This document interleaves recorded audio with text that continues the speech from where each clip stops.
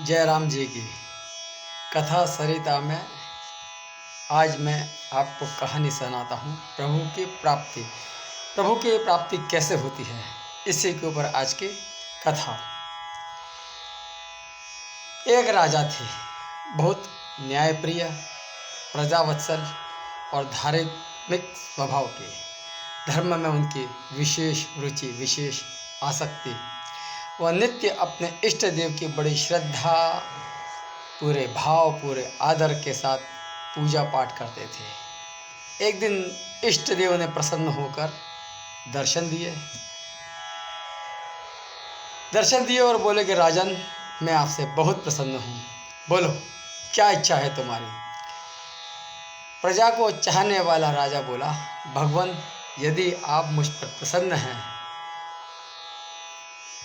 और यदि आप मुझे कुछ देना चाहते हैं, वैसे तो मेरे पास सब कुछ है, सुख है, शांति है, आपकी कृपा है मेरे पर। फिर भी अगर आप मुझे कुछ देना चाहते हैं तो मेरी एक ही इच्छा है, जैसे आपने मुझे अपने दर्शन देकर धन्य किया, वैसे ही आप मेरी सारी प्रजा को दर्शन दीजिए। भगवान बोले, नहीं, यह संभव नहीं है। राजन बोले, यदि अगर आप मुझ पर प्रसन्न हैं तो मेरी इच्छा पूरी करनी होगी आपको। और भगवान के सामने राजन जिद करने लगे। आखिर भगवान को अपने साधक के सामने झुकना ही पड़ा। वो बोले, ठीक है, मैं तुम्हारी सारी प्रजा को दर्शन दूंगा। कल अपनी सारी प्रजा को पहाड़ी के पास लेके आना और मैं पहाड़ी के ऊपर से सभी को दर्शन दूंगा।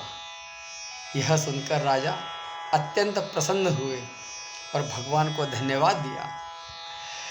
अगले दिन सारे नगर में ढिंढोरा पिटवा दिया गया कि कल सभी पहाड़ के नीचे मेरे साथ पहुँचे, वहाँ भगवान आपको दर्शन देंगे, वहाँ भगवान दर्शन देंगे। यह सब सुनकर प्रजा हर्ष के साथ राजा जी के साथ चल पड़ी। चलते चलते एक स्थान पर तांबे के सिक्कों का पहाड़ देखा। जैसे ही सिक्कों का पहाड़ दिखा, प्रजा में से कुछ लोग दौड़कर सिक्के भरने के लिए इस पहाड़ पर चढ़ने लगे, इस पहाड़ के पास गए। तभी ज्ञानी राजा ने सभी को सतर्क किया कि कोई भी उस ओर ध्यान न दें, क्योंकि तुम सब लोग इस समय भगवान से मिलने जा रहे हो। इन तांबे के सिक्कों के पीछे अपने भाग्य को लात न मारो। परंतु लोभ और लालच के में वशीभूत प्रजा के कुछ लोग तांबे के सिक्कों वाली पहाड़ी की ओर भाग गए।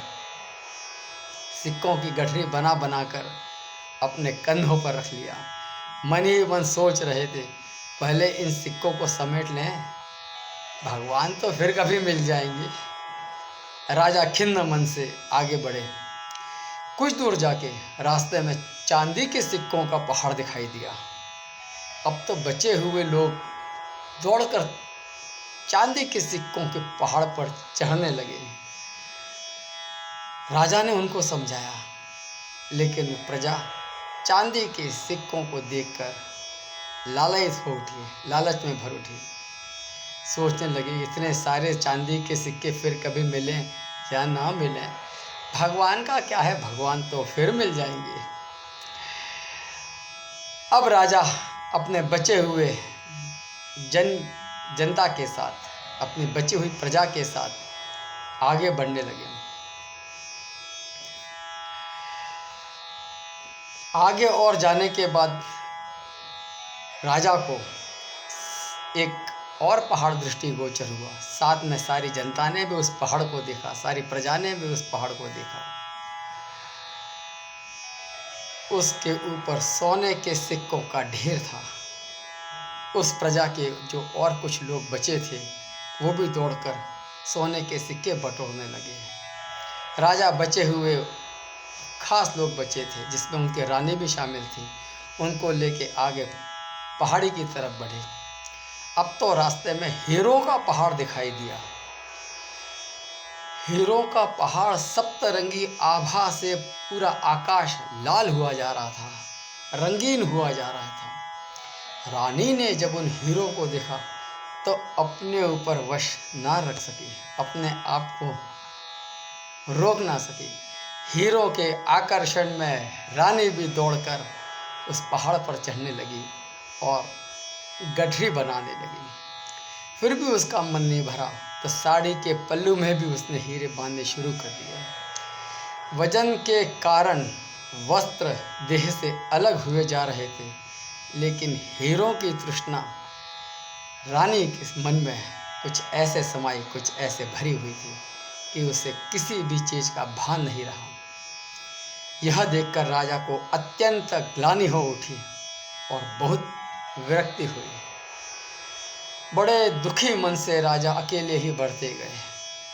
वहाँ सचमुच उन्होंने भगवान को खड़े हुए देखा, जो उन्हीं का इंतज़ार कर रहे थे। राजा को देखते ही भगवान मुस्कराए और राजन से पूछा, राजन, कहाँ है आपकी प्रजा, कहाँ है तुम्हारे प्रियजन? मैं तो कब से उनसे मिलने के लिए बेकरार हूँ और उनकी प्रतीक्षा कर रहा हूँ। राजा ने शर्म से और ग्लानि के साथ अपना सर झुका लिया।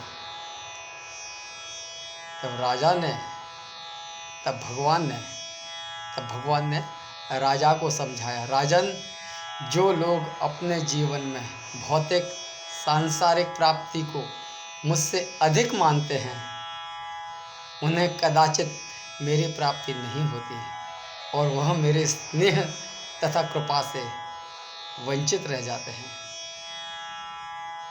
आज की कहानी का सार, जो जीव अपनी मन, बुद्धि, आत्मा से भगवान की शरण में आते हैं और सर्वलौकिक संबंधों को छोड़कर प्रभु को ही अपना मानते हैं, वो ही भगवान को प्रिय बनते हैं। जय राम जी की।